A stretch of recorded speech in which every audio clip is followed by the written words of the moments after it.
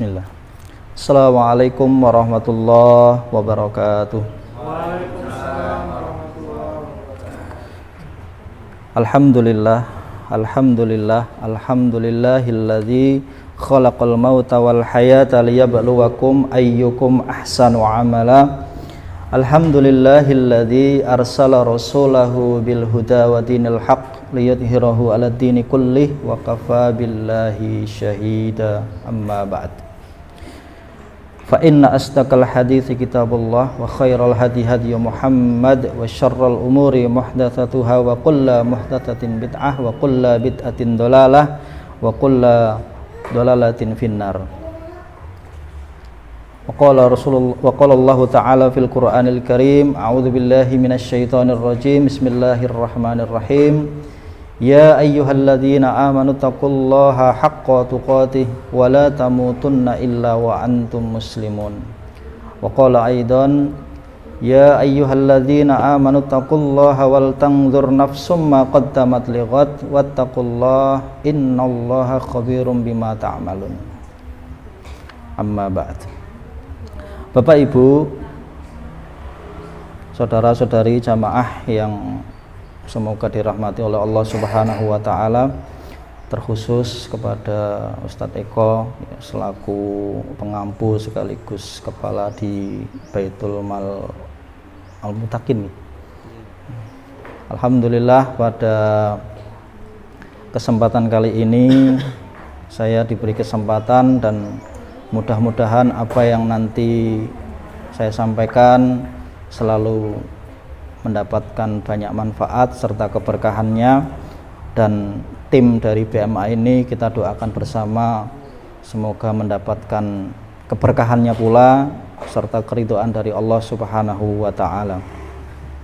Bapak Ibu jamaah rahimani wa rahimakumullah, sangat senang sekali saya bisa hadir di sini, sekaligus juga semoga bisa menjadi bagian dari keluarga Baitul Mal di sini. Harapan terbesar semoga kita selalu diberikan keistiqomahan dalam segala hal. Bapak Ibu jamaah rahimani wa rahimakumullah, ini acaranya sampai jam berapa? Masih 1 jam, setengah jam atau sampai 1 jam. Ini jam 9. Jam 11 bisa. Jam 9. Ya. Insyaallah di setengah jam lebih sedikit ya nanti akan kami sampaikan berkenaan dengan kebiasaan dari manusia terbaik. Bapak Ibu jamaah rahimani wa rahimakumullah, mungkin kita pernah mendengar atau bahkan hafal dari sebuah pepatah, ya, pepatah yang waktu SD, SMP maupun SMA sering kita mendengar, ya, bahwasanya gajah mati itu meninggalkan apa? Gading. Macan, harimau mati meninggalkan belang. Semuanya berharga atau tidak? Gading, kemudian bulu atau belangnya itu pasti berguna, bermanfaat. Nah, sekarang kalau kita kembalikan kepada manusia, kalau manusia mati apa yang ditinggalkan? Panjenengan kalau kira-kira nanti meninggal itu yang diwariskan ke anak niku kira-kira apa?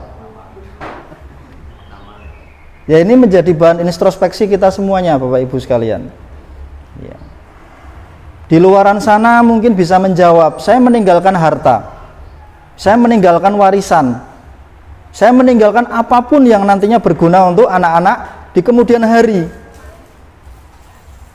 Tetapi ada satu hal yang ini bisa menjadi bekal yang sangat berharga untuk anak-anak di kemudian hari, yang alhamdulillah pada pagi hari ini kita bersama-sama nantinya akan mempelajari sisi perjalanan dari beberapa manusia terbaik yang dididik langsung oleh manusia terbaik Rasulullah Shallallahu Alaihi Wasallam. Apa saja yang nantinya kita pahami dari manusia-manusia terbaik ini yang ditinggalkan untuk generasi setelahnya. Karena dalam menjalani kehidupan sudah pasti ujian, ya. Karena ujian itu tidak selamanya berwujud beban-beban yang membuat kita sedih. Tapi ujian bisa datang dikala kita dalam keadaan senang. Itu ujian terberat dari manusia. Dikala mereka mencapai puncak karir, mencapai kesenangan, itu ujian terbesar bagi mereka untuk tetap beriman kepada Allah Subhanahu wa taala. Itu berat. Makanya salah satu sahabat yang cukup terkenal, bahkan menjadi pengusaha yang dikenal dari Persia maupun Romawi, ya, sahabat Abdurrahman bin Auf. Panjenengan mengenal nggih sahabat Abdurrahman bin Auf. Beliau itu pernah mengatakan bahwa kami di Mekah dalam proses pendidikan agama akidah pertama, dalam kondisi yang begitu tekanan sehebat apapun, kami tetap kuat. Kami menjalani aktivitas tidak pernah mengenal kata lelah, mengenal kata aduh, mengenal kata susah, tidak. Kami semua menjalaninya dengan senang hati. Bahkan kami mengikuti Rasulullah Shallallahu Alaihi Wasallam yang sama dalam keadaan sedih karena dakwah Islam waktu itu baru diterima oleh beberapa ataupun sebagian kecil dari masyarakat Mekah. Kami bersabar, tetapi kami waktu pindah atau hijrah ke Madinah, segalanya terbuka lebar. Kenikmatan semuanya kita dapatkan. Dan itu yang paling berat, terutama di dalam mempertahankan keimanan. Maka Bapak Ibu sekalian, yang perlu kita hati-hati itu bukannya kita di waktu kita sempit, bukannya kita di waktu kejepit atau kesusahan. Yang perlu kita waspadai itu dikala kita diberikan kemudahan.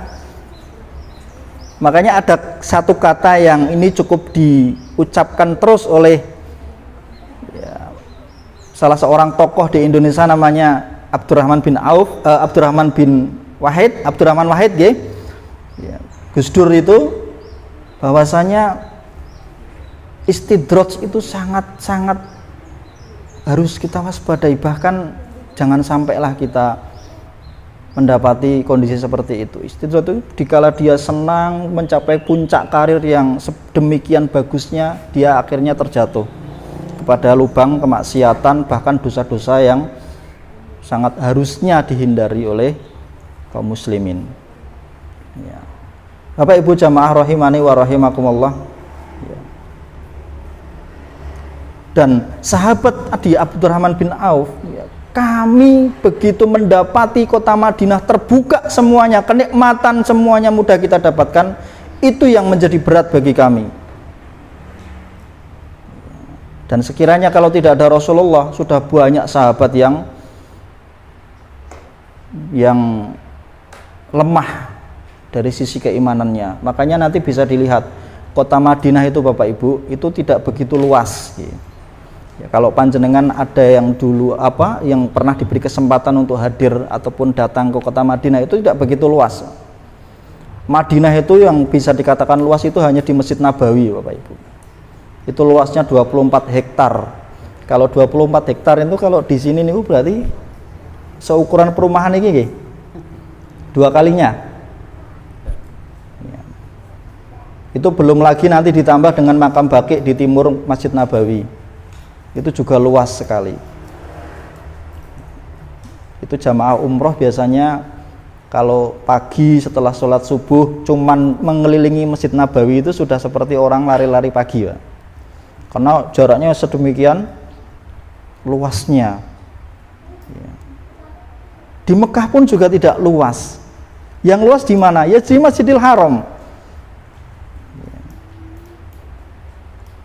Jadi begitu terasa antara di Madinah dan Mekah itu, yang begitu mengikat itu hanya di Masjid Nabawi dan Masjidil Haram. Karena di situ dahulu para sahabat, ya, dahulu Rasulullah SAW memberikan pelajaran penting dan berharga kepada para sahabat. Yang ini nantinya kita pahami bersama bahwa mereka diberikan pendidikan oleh Rasulullah dengan baik dan dengan sesempurna mungkin. Makanya tidak heran mereka menjadi khairun nasi qarni, ya, sebaik-baik generasi dari manusia. Ya. Hebatnya lagi, ya, tidak lebih dari 10 tahun mereka bisa menumbangkan kekuasaan terbesar di saat itu antara Romawi dan Persia, kurang lebih 10 tahun, ya, setelah Rasulullah dan para sahabat ini hijrah ke kota Madinah, ya. Walaupun itu juga membutuhkan perjuangan yang sedemikian kuatnya. Ala kulli hal, Bapak Ibu sekalian,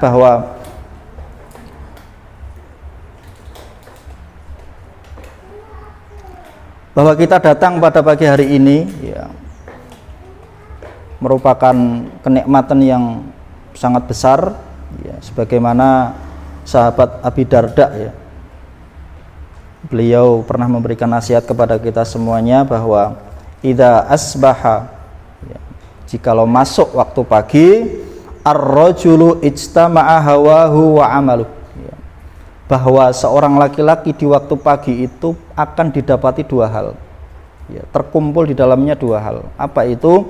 Hawahu, hawa nafsu yang begitu mengikat, ya. Mungkin panjenengan datang ke sini juga, ya, ada perasaan ngopo sih dadak teko, wong streaming juga bisa kan, ya. Ataupun punya kegiatan yang lain, ataupun wa amaluh, untuk beramal yang baik datang ke sini, ya, karena beda Bapak Ibu sekalian. Ngaji dengan online dan langsung datang itu jelas beda. Ya, bedanya di mana? Jelas beda semuanya dari segala hal, terutama berkahnya. Panjenengan nanti bisa menanyakan langsung, bisa mengetahui detailnya bagaimana. Itu satu keberkahan yang Allah berikan. Ya, maka kita syukuri semuanya. Fa in kana amaluhu taba'an li hawahu fayaumuhu yaumu su', ya.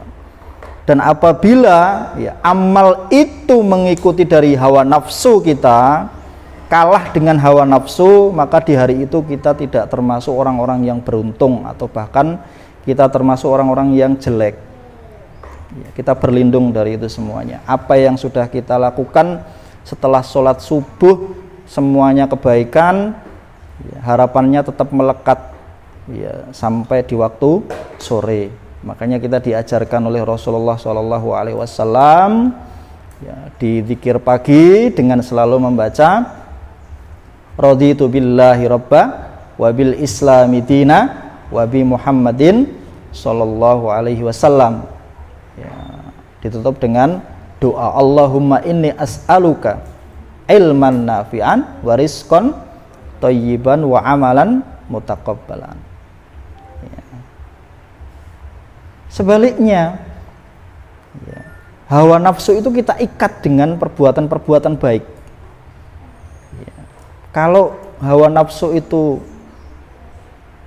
mengarahkan seseorang untuk selalu berbuat kejelekan, kita arahkan semuanya, kita tahan semuanya. Kalau kita punya kegiatan-kegiatan yang bisa dikatakan kurang bermanfaat, ya kita tinggalkan, kita datangi majelis-majelis ilmu. Kalaupun kita mau wisata, cari wisata-wisata yang bisa meningkatkan keimanan, ya, bisa berkunjung ke beberapa masjid, ya, ke makam orang-orang soleh, ya, artinya sebagai ibroh nantinya, atau datang kepada orang-orang soleh untuk memintakan doa, ya. Maka di hari itu kita termasuk yaumu sholih, kita termasuk orang-orang yang selalu dijaga kesolehannya, berbuat baik, ya. Bapak Ibu jamaah rahimani wa rahimakumullah, di dalam kitab Ya.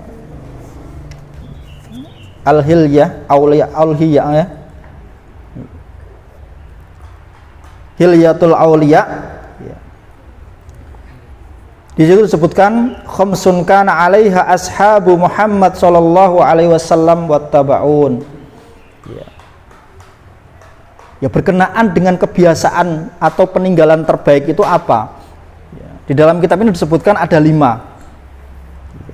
Khamsun, ada 5 kebiasaan yang selalu dikerjakan oleh para sahabat Rasulullah Shallallahu Alaihi Wasallam. Ya. Apa saja? Yang pertama ialah luzumul jamaah. Ya. Luzumul jamaah, selalu di dalam jamaah. Kita hidup itu pada dasarnya manusia yang terikat dengan kelompok, bukan hidup sendiri ataupun individu. Apa buktinya? Buktinya kita menikah. Ya. Kita punya anak, itu hidup di dalam berjamaah. Kita hidup di masyarakat, tidak mungkin kita hidup sendiri. Tentunya kita harus menjaga sosial kemasyarakatannya, membaur kepada masyarakat. Dan Rasulullah selalu menanamkan kepada para sahabat. Bahkan Rasulullah waktu terjadi baiat yang kedua, ya, karena baiat pertama itu terjadi di 11 kenabian, itu Rasulullah menunggu. Dikala beliau ditinggalkan oleh 2 manusia terbaik untuk sebagai perlindungan, ya, paman beliau namanya Abu Thalib, kemudian istri beliau bernama Ibunda Khadijah. Beliau dirundung kesedihan. Makanya dikatakan di hari itu Amul Husni, sangat sedih beliau. Tetapi di tahun berikutnya beliau mulai merencanakan dakwah secara sembunyi-sembunyi. Bagaimana caranya? Beliau didampingi dengan paman beliau bernama Abbas bin Abdul Muthalib, sembunyi-sembunyi untuk mendatangi para jamaah haji. Yang beliau mendengar, nanti Bapak Ibu bisa dibuka di dalam Sirah Nabawiyah. Di bab awal itu waktu beliau berdakwah, beliau mendengar ada 12 jamaah haji dari kota Yasrib, atau yang nantinya kita kenal dengan masjid kota Nabawi, kota Madinah Al-Munawwarah. Ada 12 orang yang pemimpinnya bernama As'ad bin Zurarah. Bapak Ibu kalau di Madinah nanti, di makam Baqi itu makam yang pertama kali dimakamkan di makam Baqi itu namanya As'ad bin Zurarah, dari kalangan Ansor.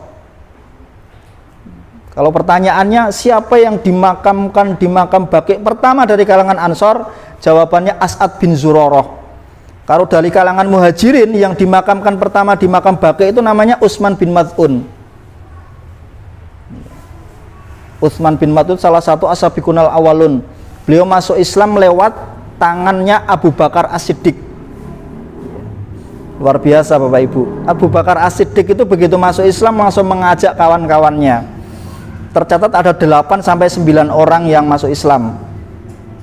Selain Utsman ada Utsman bin Affan, Abdurrahman bin Auf, kemudian Uqbah bin Abi Mu'aid, tapi perjalanannya Uqbah itu murtad daripada Islam dan menjadi musuh yang selalu mengintimidasi Rasulullah di sepanjang jalan yang dilalui beliau.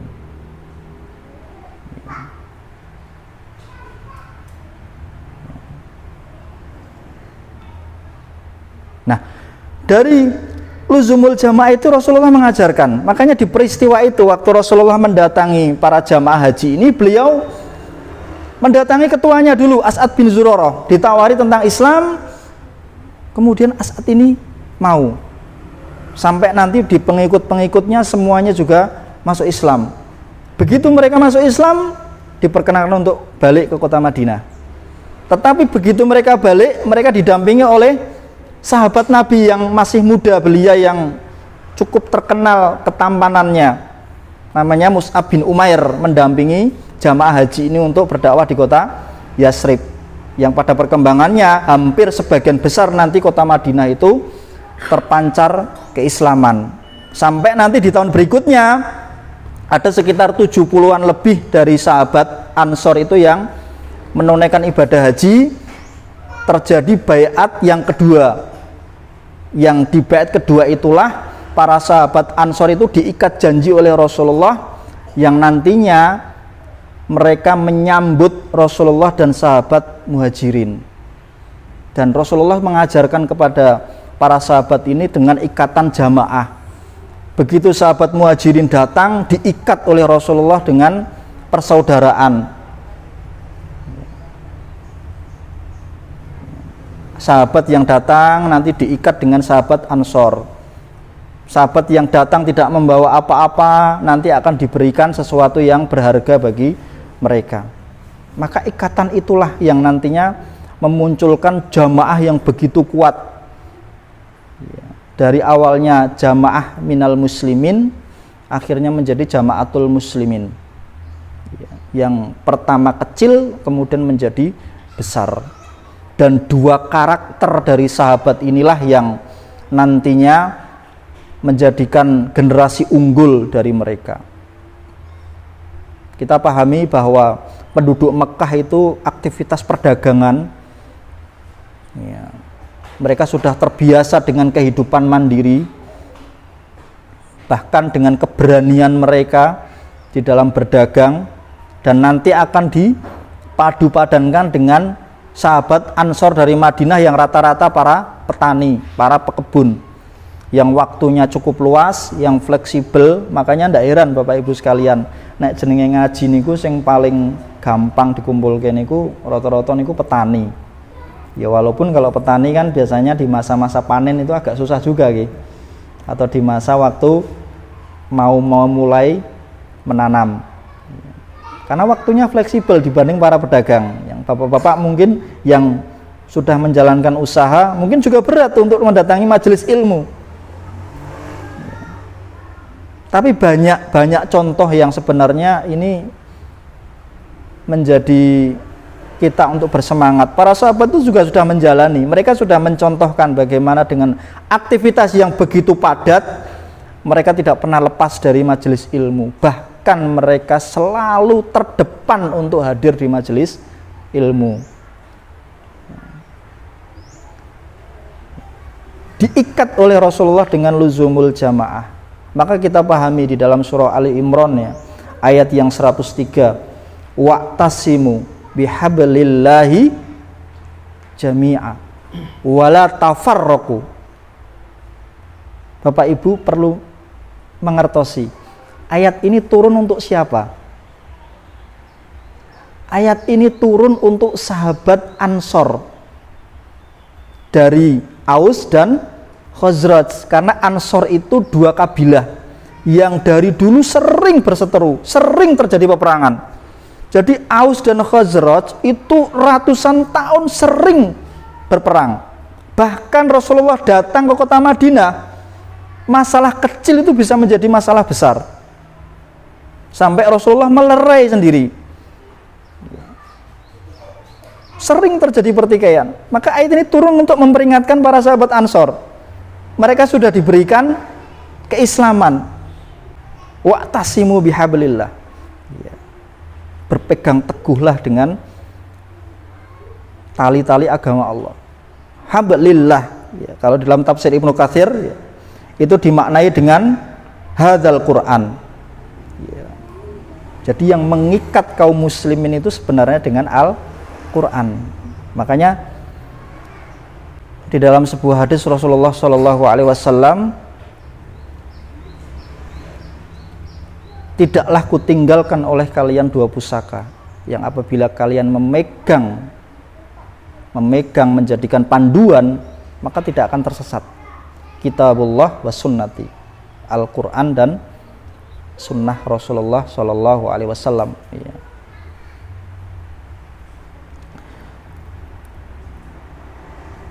Diikat dengan jami'ah, dengan ikatan persaudaraan, kebersamaan. Huwa hablullahil matin ya, diikat dengan ikatan yang sangat kuat. Mamdudu minas samai ilal ard, Jadi ikatan yang kuat itu menjulur dari langit sampai ke bumi. Sangat kuat sekali.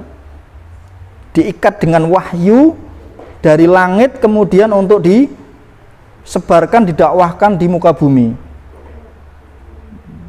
Wa najatun limanit taba'ah. Itu jalan keselamatan untuk selalu kita ikuti.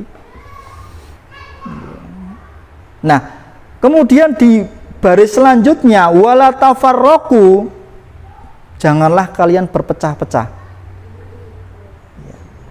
Di masa Rasulullah apakah terjadi perpecahan seperti itu? Ada, tetapi tidak sampai menimbulkan perpecahan yang sedemikian kuat. Setelah Rasulullah wafat, selang 2 tahun itu mulai terjadi banyak kabilah yang murtad, ya. Maka di situ akan terjadi namanya ekspansi kaum muslimin untuk menjaga keutuhan ataupun wilayah dari kaum muslimin, mendatangi para kabilah untuk disadarkan kembali. Kalaupun tidak mau ya diperangi, ya. Jadi para sahabat ini diikat betul dengan luzumul jamaah, yang ini menjadi contoh untuk kita semuanya. Kalau dalam menjalani rumah tangga Bapak Ibu, biasanya kalau terjadi perbedaan antara suami dan istri ini, kira-kira yang mendapati masalah itu, kalau panjenengan sudah punya anak misalnya, panjenengan berbeda cara pendidikan terhadap anak itu, nanti yang jadi korbannya siapa? Sudah jelas anak. Bapaknya kepengin, nak kowe kepengin kudune iso hafal Quran. Ibuke, kowe kepengin kudune iki pinter matematika, pinter bahasa Inggris. Ini harus disatukan dulu. Ya, harus disatukan dulu. Makanya ada visi misi itu kan juga nanti untuk menyatukan. Jadi jangan beda. Kalau ibu jangan terlalu dominan, itu juga tidak bagus. Bapak pun juga jangan terlalu berkuasa, itu juga tidak bagus. Ya, maka ada jalan musyawarah. Ya. Karena kalau di dalam rumah tangga terjadi utuh, terjadi ikatan yang bagus, ya, luzumul jamaahnya baik, itu nanti anak-anak akan menjadi generasi terbaik Bapak Ibu. Ya. Anak itu kalau sudah mengenal kata istilah dolan Pak, bermain, itu sebenarnya mereka hanya butuh motivasi saja. Ya. Jangan terlalu dikekang. Kalau kok dikekang itu nanti anak itu kurang baik juga, ya. Tapi mereka diberi tanggung jawab yang sedemikian besar, ya. Dan nanti caranya ada tersendiri, ya. Nah, Bapak Ibu jamaah rahimani wa rahimakumullah, wala tafarraqu, ya. Innallaha la yardha, bahwasanya Allah itu ridho, ya. Ridho terhadap apa? Ridho terhadap 3 hal, ya.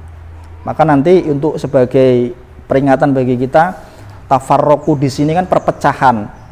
Tetapi bagaimana untuk mendapatkan ridho dari Allah sehingga tidak terjadi perpecahan? Yang pertama, anta'buduhu wala tusyriku bihi syai'an. Hendaklah engkau beribadah kepadanya dengan sebaik-baik ibadah dan jangan mensekutukan selain daripada Allah, ya. Kemudian antaqsimu bihablillahi jami'an wala tafarraqu, ya. Bahwasanya hendaklah kalian itu berpegang teguh dengan tali agama Allah dan jangan bercerai-berai. Antunasihu min walahullahu amrakum, ya. Selalu menasihati, terkhusus menasihati kepada para pemimpin yang sudah keluar dari jalur benar. Itu yang diridhai oleh Allah Subhanahu wa taala. Kemudian kebalikan dari itu sudah pasti ada murka. An yakhsutu lakum salasan. Yang dimurkai itu apa? Yang dimurkai itu ialah qila wa qala.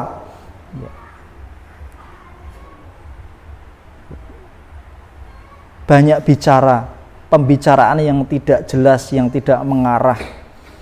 Itu yang dibenci, bahkan dimurkai oleh Allah Subhanahu wa taala. Man kana yu'minuna billahi wal yaumil akhir falyakul khair aw liyasmut, ya. Kalau hendaklah kalian beriman kepada Allah dan hari akhir, falyakul khair, ya, dan berkata yang baik. Kalaupun tidak mampu, diam. Ya, itu mengurangi dari jalan kemurkaan Allah Subhanahu wa taala. Ya. Kemudian kasratus su'ali, ya, banyak bertanya. Ya. Kalau panjenengan tidak tahu bertanya itu baik, tapi kalau sudah tahu kemudian bertanya itu namanya panjenengan tahu kemudian bertanya itu namanya apa? Istilahnya ngelesi ya. Itu nanti juga tidak baik. Nah, itu terjadi perdebatan.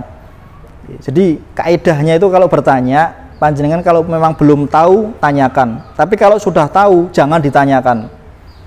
Itu bisa menjerumuskan Bapak Ibu sekalian. Tapi kalau memang belum tahu ataupun sudah tahu tetapi bagaimana caranya untuk mempraktekkan itu masih bingung, boleh bertanya, tetapi tidak boleh mendebat. Ya. Ya. Kemudian idha'atul mali, menghambur-hamburkan harta. Ya, alhamdulillah Bapak Ibu sekalian, kalau sudah punya link untuk berdonasi itu dijaga. Ya, dijaga betul. Karena nantinya itu akan menjadi kendaraan kita nanti di yaumil kiamah nanti. Ya. Hubungan dijaga, ya. Berdonasi pun juga tetap ditingkatkan. Ya. Karena kalau sudah punya relnya, sudah punya jalannya itu enak. Tinggal kita fokus ke situ tuh sudah enak. Ya.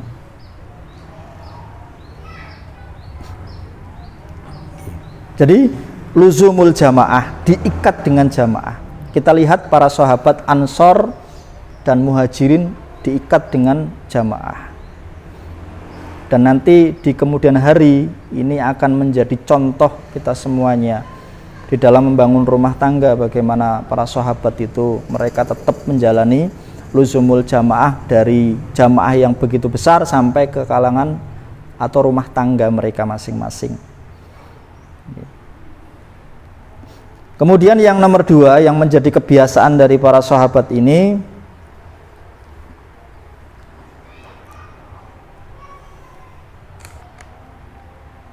wa ittiba'us sunnah, mengikuti sunnah Rasulullah Shallallahu Alaihi Wasallam. Ya. Mungkin panjenengan pernah berpikir nih, ada namanya sunnah, ada namanya hadis, ada namanya athar, ada namanya khobar. Sunnah di sini maksudnya apa? Ya. Karena sunnah ini nanti akan didefinisikan dari segi ilmu itu berbeda-beda. Kalau sunnah yang biasanya panjenengan pahami niku sunnah niku napa? Dikerjakan mendapat pahala, ditinggalkan mendapat tidak mendapat apa-apa. Itu definisi dari mana? Itu definisi dari pakar fikih. Kalau ahlul kalam mendefinisikan lain. Sunnah itu ya kebalikan daripada bid'ah. Ya. Kalau definisi dari ahlul hadis, sunnah itu apa-apa yang keluar dari Rasulullah SAW, baik ucapan, tindakan, bahkan diamnya, itulah sunnah. Dan dalam beribadah, 2 syarat ini harus terpenuhi apabila diterima oleh Allah. Salah satunya dengan ittiba'us sunnah, mengikuti sunnah dari Rasulullah Shallallahu Alaihi Wasallam. Sunnah itu datang langsung dari, kalaupun hadis, Bapak Ibu sekalian, hadis itu datang dari Rasul, juga bisa datang dari para sahabat. Ya. Kalau hadis di sini, di dalam ulumul hadis, nanti akan dipelajari 3 hal. Ya, di dalam hadis itu akan dipelajari 3 hal. Berkenaan dengan sanad, ya. Kemudian rawi, lalu yang ketiga itu matan. Sanad, rawi, matan.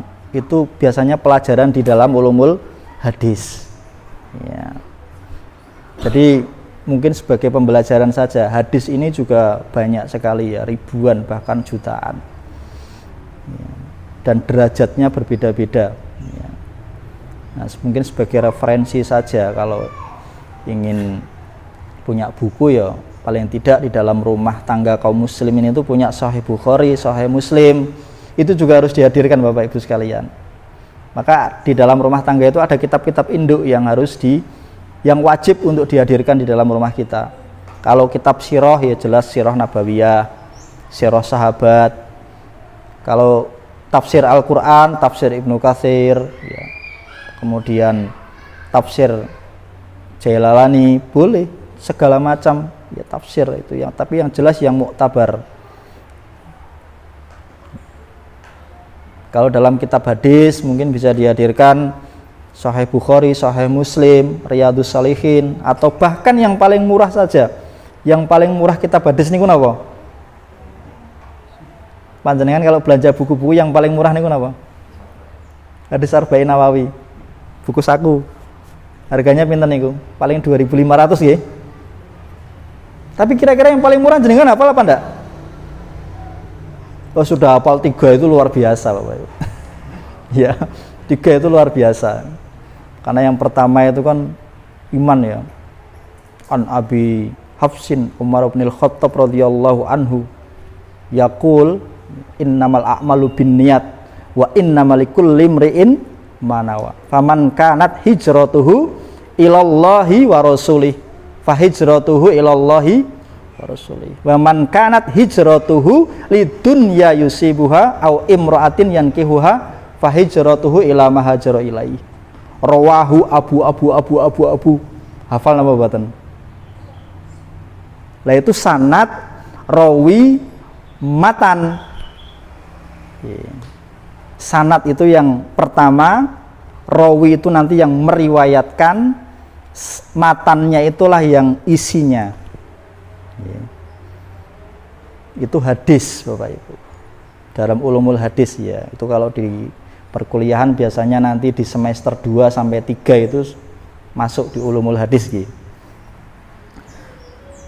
Ya, sunnah ittiba'us sunnah. Ya. Salah satu syarat diterimanya ibadah kita semuanya dengan ittiba'us sunnah.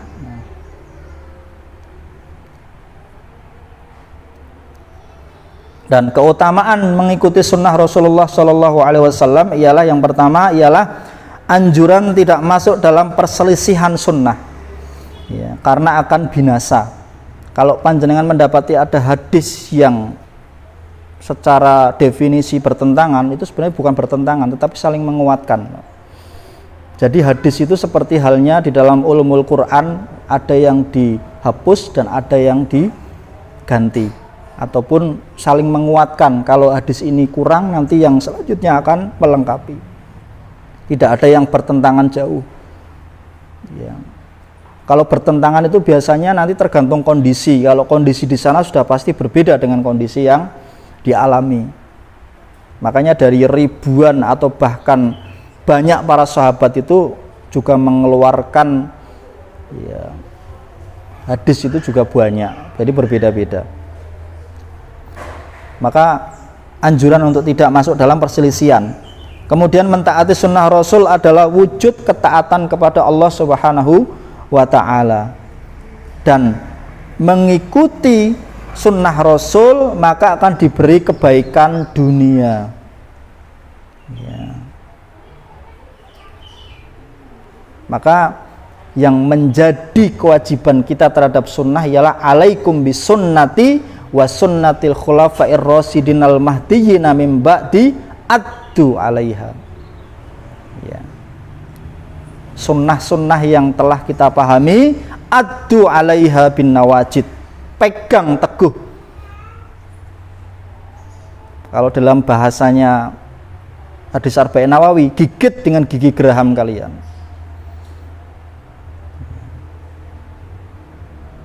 Karena kalau nggak digigit, nggak dipegang kuat, maka akan terjerumus kepada perkara-perkara yang baru. Ini tipis sekali sebenarnya kalau memahami hadis kemudian menjalankan hadis ya, tipis sekali dengan perilaku-perilaku kebid'ahan. Maka perlu kita pahami betul-betul.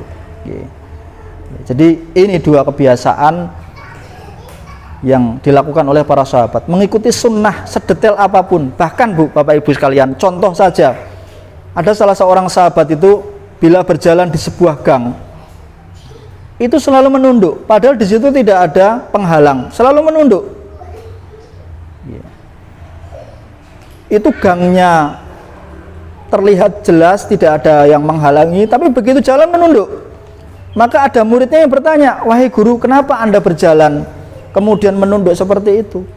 Jawabannya apa?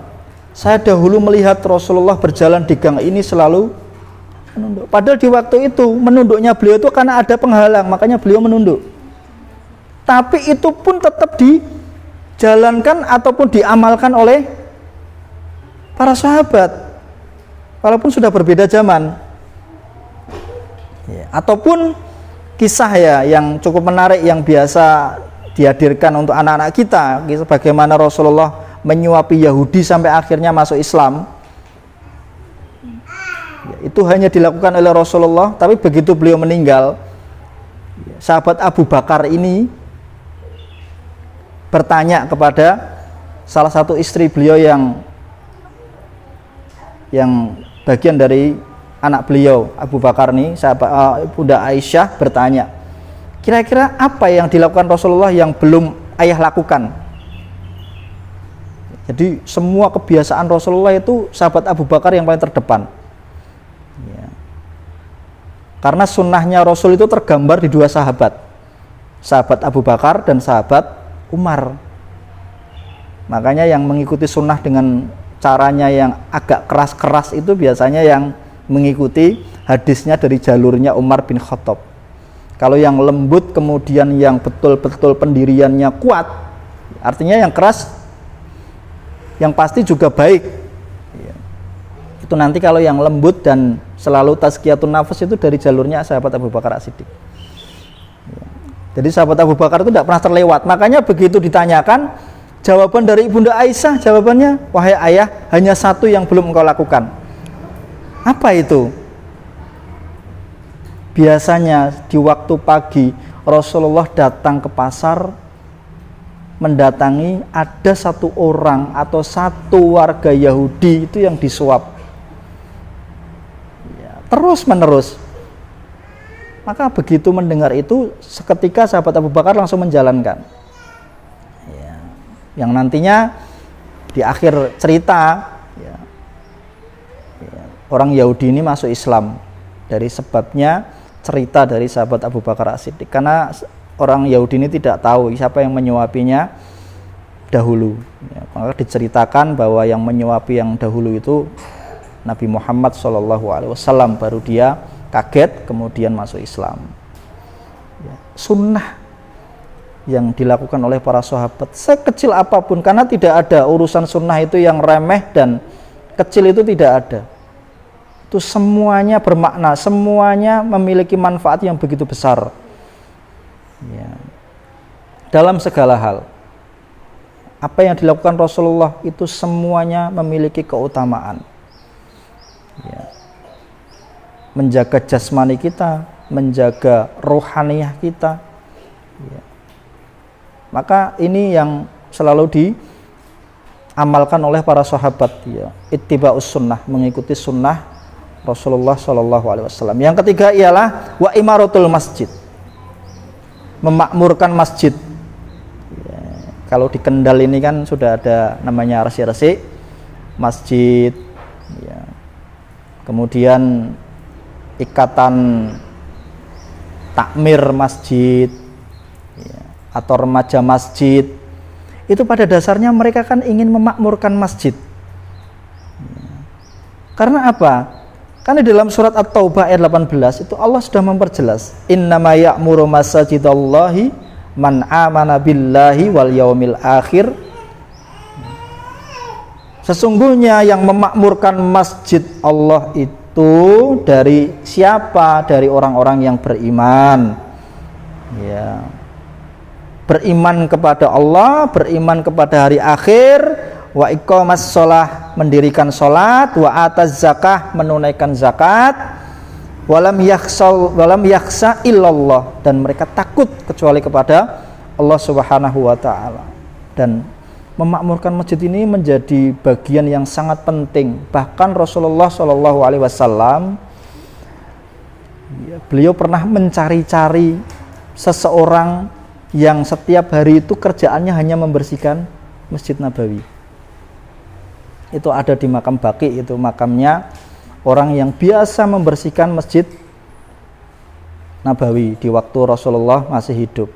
Dicari betul, ini yang biasa membersihkan masjid di mana?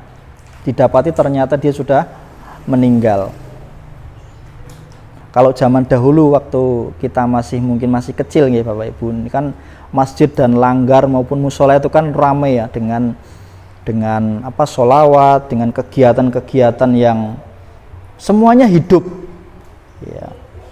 Bahkan tuntunannya itu 24 jam. Kalau sekarang tuntunan apa tontonan? Sekarang lebih banyak mana? Tuntunan apa tontonan? Mungkin ada yang mengatakan, oh sama Pak Ustadz, sama. Kalau kami sama, tuntunannya, kemudian untuk menghibur tontonan. Makanya kalau istilah ceramah kan ada geniso dadi tontonan, ya ada penghiburnya. Tapi ya perjalanan memang ada yang tidak cocok juga. Ya, tuntunan dipadukan dengan tontonan, maka jadinya ya tidak baik. Jadinya lawaan. Ya, tidak ada penghargaan terhadap ilmu. Jadi jangan sampai ya, artinya tuntunan disamakan ataupun dibarengkan dengan tontonan, harus dipisahkan. Dan makmurnya masjid itu menjadi tanggung jawab, bukan tanggung jawab takmir masjid, tapi tanggung jawab kita bersama, khususnya kaum muslimin. Kalau kita dapati masjid tidak aktif ataupun tidak ada adzan, apa yang kita lakukan? Kita datang jadi muadzin, ataupun kita membersihkan lah yang paling ringan. Tapi membersihkan itu yang paling berat ya. Membersihkan itu paling berat. Makanya amalan yang paling berat itu ya mereka-mereka yang membersihkan masjid, kemudian mengisi dengan kegiatan-kegiatan kemasjidan. Harapan saya nanti BMA ini juga lebih lagi menjalin kerjasama dengan ketakmiran yang ada di Kota Kendal, karena itu juga nanti memiliki banyak manfaat. Dan hadirnya BMA itu menjadi salah satu solusi ketidakfungsian daripada masjid. Karena kalau masjid sudah berfungsi Bapak Ibu, itu tidak ada lagi yang namanya yatim piatu yang tidak dibiayai, fakir miskin yang tambah semakin miskin, tambah semakin terjepit. Kalau masjid itu berfungsi makmur, itu sudah tidak ada lagi BMA, sudah tidak ada lagi yayasan-yayasan sosial yang lain. Ya, ini menjadi solusi. Maka menjalin hubungan dengan masjid itu salah satu hal yang perlu kita wujudkan bersama. Ya. Kalau saya pribadi, apa yang harus dilakukan untuk memakmurkan masjid? Ya, apa yang saya miliki, apa yang menjadi kemampuan dan ada pada diri saya terjun ke masjid. Sukun memberikan pengarahan, memberikan ilmu kepada jamaah yang ada di sekitar masjid maupun ketakmiran masjid. Kalau kita memiliki potensi yang berbeda-beda, memiliki manfaat juga nantinya bisa tersalurkan di masjid. Makanya salah satu dari 7 golongan yang akan mendapat naungan dari Allah ialah yang hatinya itu terikat dengan masjid. Maka semoga kita menjadi bagian generasi yang mencintai masjid. Anak-anak kita ajak setiap pekannya untuk mengunjungi masjid-masjid, musola ataupun tempat-tempat ibadah yang lain. Agar apa? Mereka tumbuh menjadi generasi yang selalu ingin memakmurkan masjid. Imaratul masjid yang ketiga. Yang keempat, tilawatul Quran. Ya. Man qara'a harfan min kitabillahi falahu bihi hasanah. Barang siapa yang membaca Al-Quran satu huruf saja dari kitabullah, maka dia akan mendapatkan kebaikan. Wal hasanatu bi asri amsalihha. Satu kebaikan itu dilipatkan menjadi 10. La aqulu alif lam, tidaklah aku mengatakan alif lam itu harfun, satu huruf. Tetapi alif lam itu 3 huruf yang dilipatkan atau dikalikan 10. Makanya ini menjadi PR. Panjenengan kalau dalam sehari-hari itu khatamnya itu berapa kali? Ataupun paling banyak di sini ada. Tidak apa-apa disebutkan. Ada yang sehari bisa sampai 3 juz. Ada nggih? Makanya ini juga menjadi PR nanti. BMA itu minimal sehari 1 juz. Ini mungkin sudah terrealisasi nggih strategi. Sehari 1 juz nggih. Kalau belum nanti harus ada target. Kalau fundraising itu targetnya, kalau saya ya, di kami kan di Sukoharjo kebetulan juga ada timnya itu. Kalau saya bismillah saya targetkan sehari 1 juz. Yeah. Kalau di Kolbun Salim itu 5 juz atau berapa juz ini? 3. Kalau dulu saya mendengar itu minimal 3 juz ya. Ya paling tidak nanti supaya untuk menarik donatur maupun ya kita tidak berpikiran untuk dunia tidak, Pak. Tetapi kita perbaiki. Perbaikinya dari mana? Dengan kita hadzal Quran, mendekat kepada Al-Quran, memperbanyak bacaan, karena wajib hukumnya membaca Quran, wajib.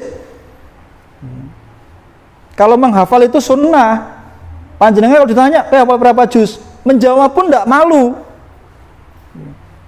Misalnya kalau takeni, Ustaz Eko kira-kira hafal berapa juz?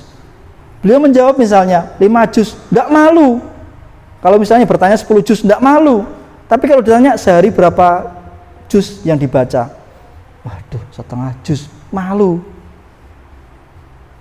Anak-anak kita mungkin sudah terbiasa Bapak Ibu. Kalau tasbih kan 1 juz. Masa kita orang tuanya kalah? Harus lebih. Iqra'ul Qur'an safihan li ashabi. Bacalah Al-Quran karena itu nanti akan menjadi sahabat kita di yaumil qiyamah nanti. Maka biasakan untuk kita itu selalu membaca Al-Quran. Jangan sampai kita itu lepas daripada, makanya ada Al-Quran saku. Kalau sekarang Al-Quran saku itu masih berlaku apa mboten? Masih ya, masih kalau tidak punya HP. Kalau sudah punya HP, wah semuanya ada di sini Ustaz, tapi apakah dibaca? Ya kalau husnudon saya dibaca. Ya, tapi tidak tahu kalau masing-masing punya kan lebih banyak tuntunan atau tontonan. Nah itu menjadi evaluasi ya, bahan untuk kita bersama. Dan yang terakhir Bapak Ibu sekalian, karena saya tidak bawa jam itu sudah lewat nih. Sudah lewat ya. Yang terakhir jihadu fisabilillah. Ya. Ya, berjuang bersungguh-sungguh ya, terutama berperang untuk mempertahankan membela agamanya Allah. Ya, itu yang dilakukan oleh generasi terbaik. Makanya sepanjang hidup Rasulullah itu yang dijalani ya, berperang. Berperangnya itu bukan berarti berperang secara membabi buta, tidak. Berperangnya Rasulullah dan para sahabat itu merubah satu keyakinan dari mereka menyembah patung, dari mereka yang tidak jelas dengan Tuhannya, diperjelas dengan adanya Islam, mendakwahkan Islam untuk menjadi jalan selamat bagi para yang orang-orang di sekitaran waktu itu, merubah keyakinan mereka. Kalau keyakinan sudah merubah mereka, akhirnya Islam itu tinggal masuk dan menyempurnakan. Makanya Islam itu tidak pernah berbeda dengan budaya. Justru Islam itu menyempurnakan budaya yang sudah ada, bahkan memperindah budaya yang sudah ada. Kalau Dulu waktu saya kuliah itu saya juga membuat makalah itu namanya Islam Budaya, Pak. Islam Budaya itu apakah jelek? Mungkin secara bahasa kurang baik ya. Tetapi maknanya Islam Budaya itu Islam yang menyempurnakan budaya. Ya. Mekah ada Ka'bah. Itu orang-orang dahulu sebelum Islam masuk, mereka juga menjalani tawaf. Itu juga budaya jahiliyah. Tapi tawafnya mereka dengan apa? Telanjang, dengan mandi darah, dengan keadaan najis. Bahkan para wanita dalam keadaan yang mereka masih datang bulan boleh melakukan tawaf. Tapi Islam masuk, ya, Rasulullah mengajarkan nantinya akan menjadi baik, menjadi indah. Tawafnya di Ka'bah itu harus dalam keadaan suci. Kalau batal, cari tempat wudhu. Kata-kata yang diucapkan juga baik. Subhanallah walhamdulillahi wala ilaha illallah wallahu akbar. Ataupun dengan doa Rabbana atina fid dunya hasanah wa fil akhirati hasanah wa qina adzabannar. Semuanya baik. Dan itulah salah satu misi Rasulullah SAW dengan jihadu fisabilillah itu apa? Merubah satu keyakinan. Merubah akidah masyarakat waktu itu hingga menjadi masyarakat yang Islami. Ya. Dan menjadi pelajaran kita bersama bahwa lan yasluha akhiru hadhil ummah bima salaha bihi awwaluha. Ya. Bahwa tidaklah baik, ya, generasi akhir ini kecuali dengan mengikuti generasi di masa lampau. Dan generasi di masa lampau sudah mengajarkan kita tentang 5 kebiasaan. Sebenarnya banyak kebiasaan yang dilakukan oleh mereka, tetapi yang kebiasaan yang sering mereka lakukan itu pada dasarnya ada 5 ini. Ya, semoga ini dapat kita amalkan dan Allah memberikan kita selalu petunjuknya dan mendapatkan kemudahan untuk mengamalkannya. Akhiru da'wana alhamdulillahi rabbil alamin. Subhanakallahumma wa bihamdika asyhadu an la ilaha illa anta astaghfiruka wa atubu ilaik. Dari saya cukup sekian. Apabila ada kekurangan, kesalahan, ya, mohon dimaafkan. Dan apabila terdapat banyak manfaat, semoga kita semuanya diberikan kemampuan oleh Allah untuk dapat mengamalkannya. Assalamualaikum warahmatullahi wabarakatuh.